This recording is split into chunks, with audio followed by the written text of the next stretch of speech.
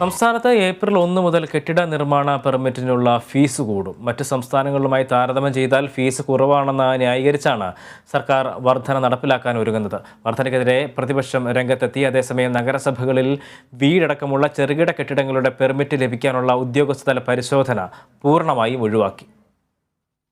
ഇന്ധന സെസ്, വസ്തുനികുതി, മദ്യവില തുടങ്ങിയ ബജറ്റിലെ നികുതി വർധന നിർദ്ദേശങ്ങൾ ഏപ്രിൽ 1 പ്രാബല്യത്തിൽ വരാനിരിക്കെയാണ് കെട്ടിട നിർമ്മാണ പെർമിറ്റ് ഫീസും കൂട്ടാനുള്ള സർക്കാർ തീരുമാനം.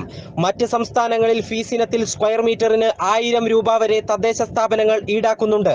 എന്നാൽ കേരളത്തിൽ നഗരസഭകളിൽ ഇത് വെറും 15 രൂപ മാത്രമെന്ന് ചൂണ്ടിക്കാട്ടിയാണ് സർക്കാർ വർധനയെ ന്യായീകരിക്കുന്നത്.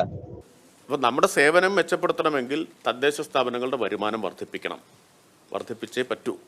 മാലിന്യ സംസ്കരണം ഉൾപ്പെടെയുള്ള ഇന്നത്തെ വലിയ വെല്ലുവിളികൾ നിറവേറ്റണമെങ്കിൽ തദ്ദേശ സ്ഥാപനങ്ങളെ സാമ്പത്തികമായി ശാക്തീകരിക്കണമെന്ന് തന്നെയാണ്. എത്ര രൂപ വർദ്ധിപ്പിക്കുമെന്നതിൽ വൈകാതെ ഉത്തരവിറങ്ങും. ധനകാര്യ മാനേജ്മെന്റിലെ പരാജയം സർക്കാർ നികുതി ഭാരമായി അടിച്ചേൽപ്പിക്കുന്നുവെന്ന് പ്രതിപക്ഷ നേതാവ് കുറ്റപ്പെടുത്തി. പ്രത്യക്ഷമായും പരോക്ഷമായും പല വഴികളിലൂടെ നികുതി ഭാരം ജനങ്ങളുടെ മീതെ അടിച്ചേൽപ്പിക്കുക ഈ ഗവൺമെന്റിന്റെ ധനകാര്യ മാനേജ്മെന്റിലെ പരാജയമാണ് ഇങ്ങനെ നികുതി ഭാരം വർദ്ധിപ്പിച്ച് ജനങ്ങളെ ബുദ്ധിമുട്ടിക്കുന്നത്. അതേസമയം നഗരസഭ മുനിസിപ്പാലിറ്റി പരിധിയിൽ 300 ചതുരശ്ര മീറ്ററിന് താഴെയുള്ള കെട്ടിട നിർമ്മാണ പെർമിറ്റിന് നേരിട്ട് സ്ഥലപരിശോധന ഒഴിവാക്കാനും തദ്ദേശ വകുപ്പ് തീരുമാനിച്ചിട്ടുണ്ട്.